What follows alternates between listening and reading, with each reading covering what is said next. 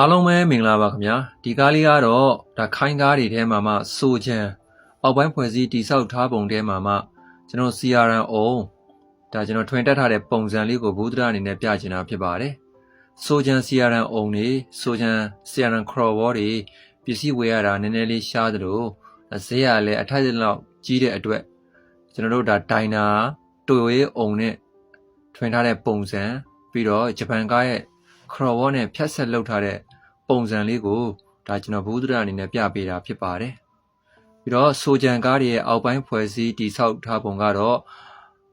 ဘတာဖရိုင်းခိုင်းအပေါ်အောက်ပါမယ်ပြီးတော့ဘောဂျွိုင်းအပေါ်အောက်ပါမယ်သူကဘယ်မောင်ပါဝါစီယာရန်ခန်းနဲ့လာတာဖြစ်ပါတယ်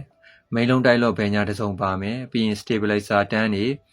short absorber တွေပါမယ်ပြီးတော့မြန်မာခေါ်ဝနှခမ်းမွေးတန်းထောက်တန်းလည်းပါမှာဖြစ်ပါတယ်ဒါကတော့ဆိုချံရဲ့အောက်ပိုင်းဖွဲ့စည်းတိဆောက်ထားပုံလေးဖြစ်ပါတယ်အားလုံးလည်းဘဟုတုတရရှိကြပါစေ